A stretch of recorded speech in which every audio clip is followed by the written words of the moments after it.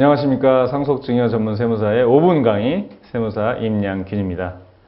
오늘은 많은 분들이 질문하시는 것 중에 하나가 상식적으로는 많이 알고 계시죠. 사전증여가 상속을 대비하기 차원에서 굉장히 유리하다. 많이 알고 계시지만 실제로 유리하냐? 왜 유리하냐?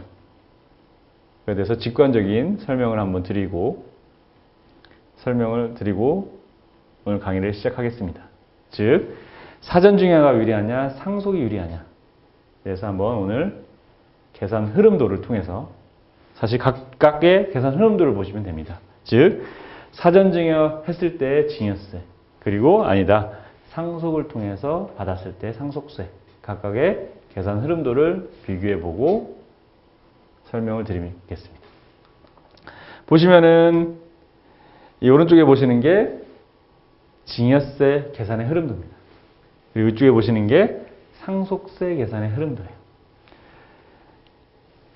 두 증여세와 상속세는 거의 계산의 방식이 유사해요. 다만 금액적으로 차이가 있는 건 유일하게 증여재산 공제와 상속의 경우에는 상속 공제의 차이가 있어요.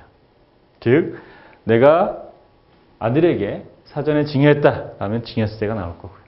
그러다가 돌아가시면서 상속세를 내셨다라고 하면 상속세.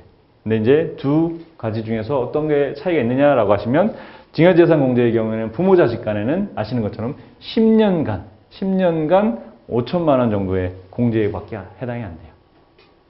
따라서 어지간한 증여의 경우에는 대부분 증여세가 나올 거예요. 근데 상속의 경우에는 상속공제 항목이라는 게 있는데 이 상속공제 항목에는 크게 두 가지가 있어요.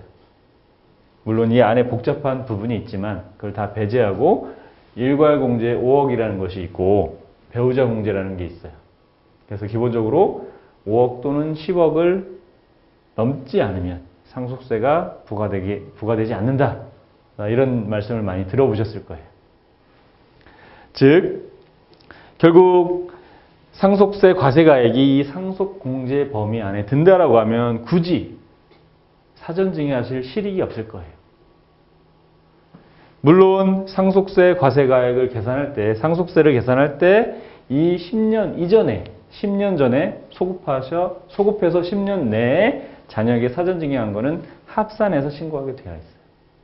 그럼에도 불구하고 이 사전증여가 유리한 이유는 모든 이제 세금은 미리 내시고 만약에 10년이 지났다라고 하시면 이 증여세의 경우에 사전증여한 재산가액은 합산되지 않기 때문에 이 사전증여가 유리하냐. 그래서 상속이 유리하냐라는 것은 몇 가지 예측 가능한 요건들을 검토해 보셔야 됩니다. 보시면 아까도 말씀드린 것처럼 그 상속세 재산가액이 아버님의 재산이 상속공제액 범위 안에 든다라고 하면 굳이 사전증여하실 실익이 없고요. 그 이상이다. 10억을 훌쩍 넘는 재산을 갖고 있다.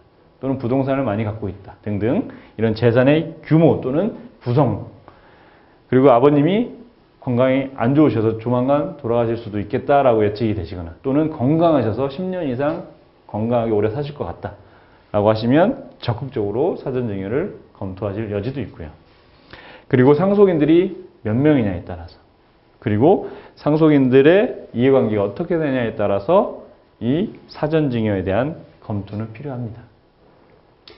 즉, 사전증여를 통해서 부담하는 증여세와 그 이후에 실제 돌아가셨을 때의 상속세를 합산해서 최소화되는, 물론 돌아가는 시점을 예측하기는 어렵지만은 사전증여 통해서 부담했던 증여세, 상속을 통해서 부담하는 상속세의 합산이 최소화되는 방법을 찾아내는 것이 이 사전증여와 절세의 전략입니다.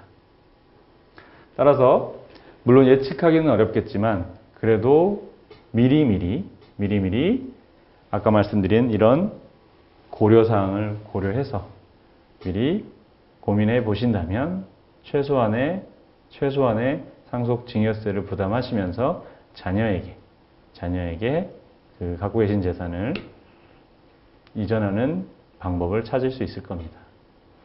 오늘은 여기까지 공부해 보겠습니다. 감사합니다.